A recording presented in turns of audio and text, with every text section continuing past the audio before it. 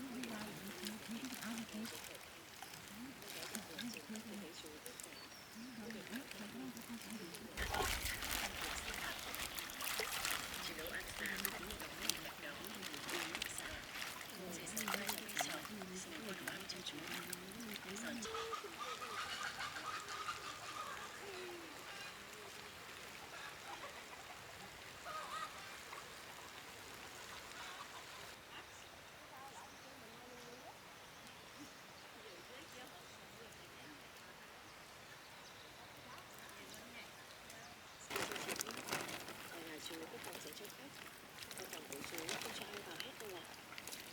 Nhập đi khó chịu ra mặt. Cô lại giúp việc, có thể đợi chú về không? Khuôn mặt Nhật đi đỏ ngay, nhìn thấy chẳng rõ. Có thích trả lời tôi nói nhỉ? Được.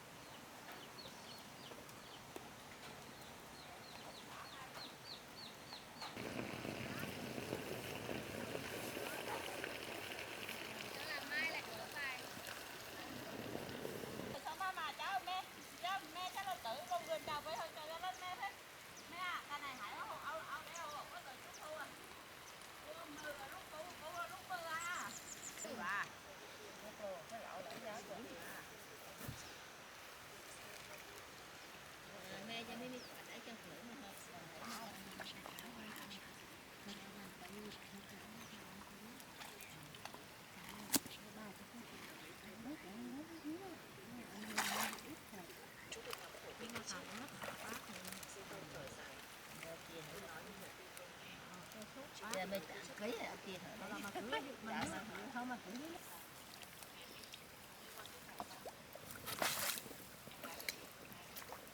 Chắc là đủ ấy chị nhỉ? Đủ mà. Đủ đầy.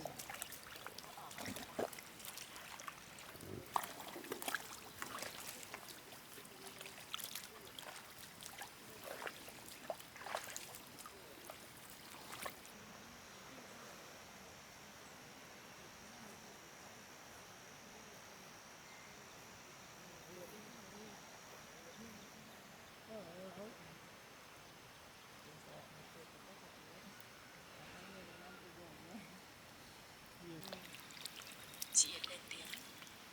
Mình sẽ làm sao mình? Bom là dẫu có làm sao? Nó lại như vậy. Chắc bị nhận đi không đi làm nên sẽ bị mắng bọn mình. Tôi đi nói xin sức cơ. Tôi làm cho chị nhiều. Chị ơi cho người tỉnh. Chị em vợ.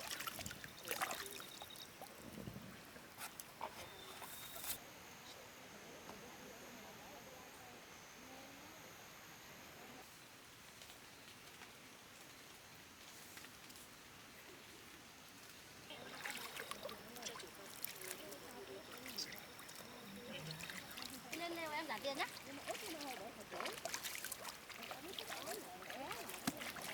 Lên nhà em nhá.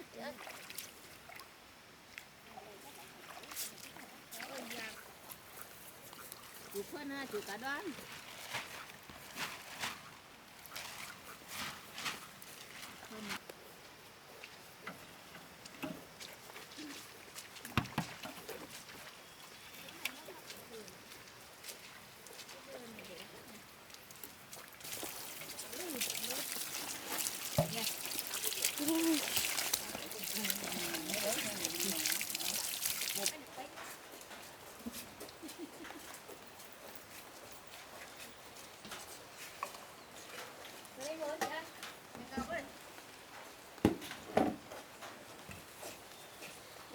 cơm nè, cơm thì mà cho thử nè.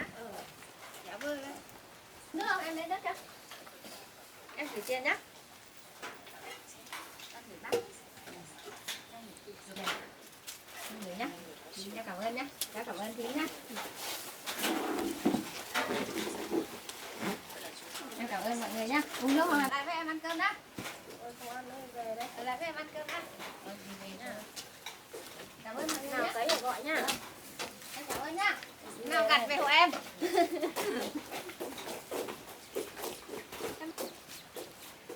Chồng của em để đây nhá. Cặp nữa này. Cái chồng của em lấy áo mưa để đây thôi.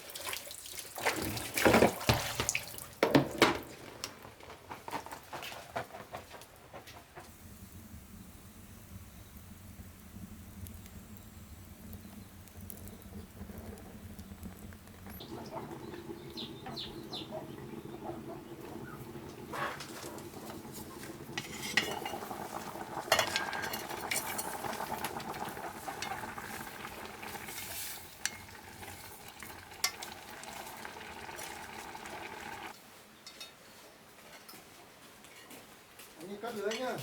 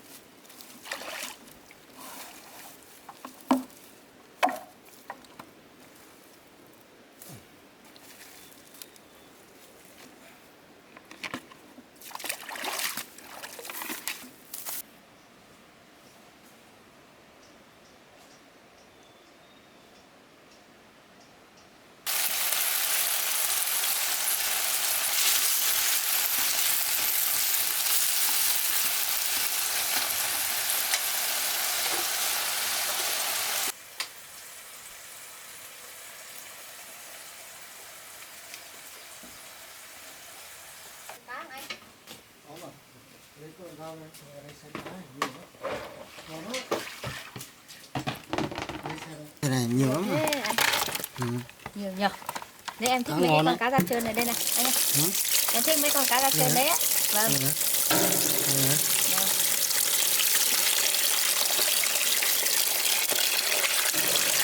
Thế cái lỗ nữa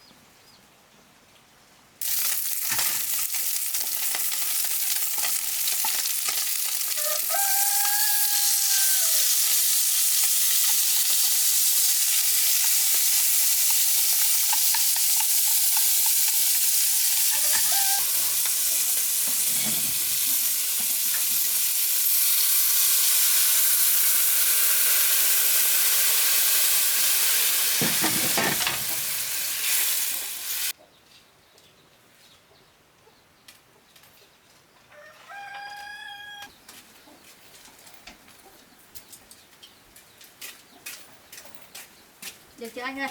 rồi Ăn thôi nhé.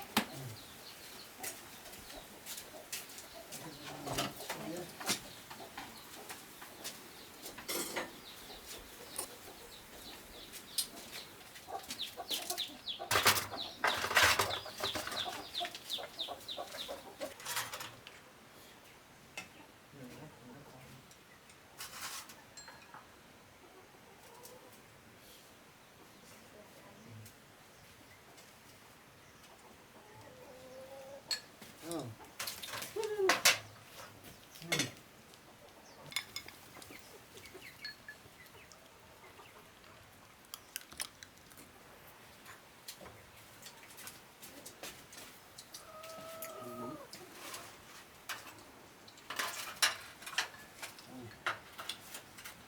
Nó ở rau nên làm dưa.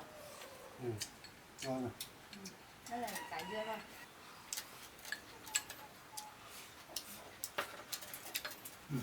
Ngon. Em xin, anh ăn đi.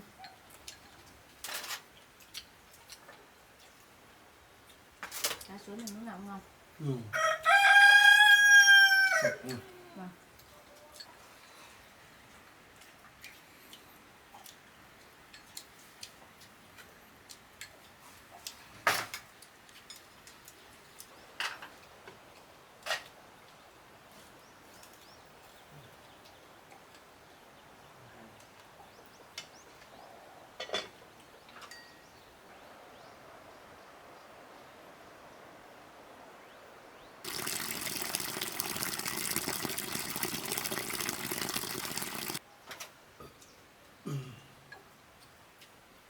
Cái này ngon này.